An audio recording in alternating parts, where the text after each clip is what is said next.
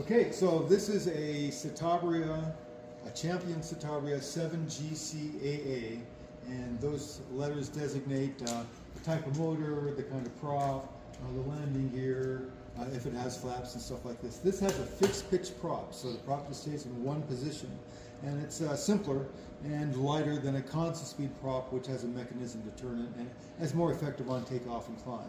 Oh. But this is an old school airplane. It was actually designed, the initial models, in the late 30s, the 1930s. It's almost a 100-year-old design. It's built out of tubular steel and it's covered with fabric. Okay. Right. So it's lighter, being fabric as opposed to all aluminum, right? All aluminum, right? All wood or anything like that. It's got wood ribs and wood spars in the wing. And Okay. again, it's covered with fabric. Right. And this is the old school way of doing things.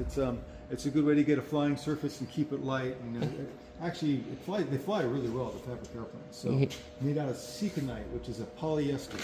Seconite. It's seconite. Seconite. Seconite. Okay. And if you keep it hangered and care for it, the seconite will actually outlast the steel. Okay. The steel corrodes. Right. So yeah. So, wow, that's It's wild. pretty cool. Okay. Yeah. So you just take care of it and it'll keep you gotta going. keep it out of the UV. You got to keep the UV out of it. So what we do is we cover it with protective dope, or that's what they call the paint, that has aluminum flex in it to reflect the UV radiation. Then they put the finish coats over that. Okay. So that's what keeps from deteriorating the fabric.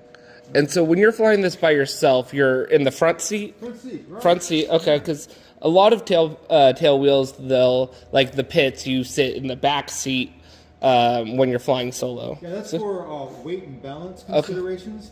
Okay. And I think the earlier models of this airplane, they started with 65 horsepower. This is 150 horsepower, more than twice as much.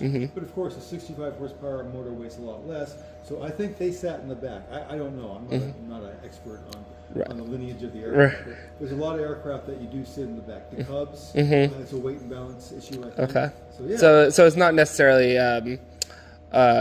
how it's laid out, but it's more for weight and balance than anything else. You'll know whether or not you need to sit in the front or the back due to placards and the operating manual and training and all that kind of stuff. Okay. But this is a conventional aircraft. You see, there's a little wheel in the back. And that's old school, right?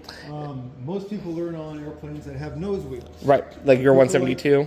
Yeah, right. People like you and me, we like tail wheels because it's more challenging. Right. So the thing about tail wheels is that they'll lose directional control, where a nose gear will go straight forward. Right. So you've got the additional pilot demand and skill development of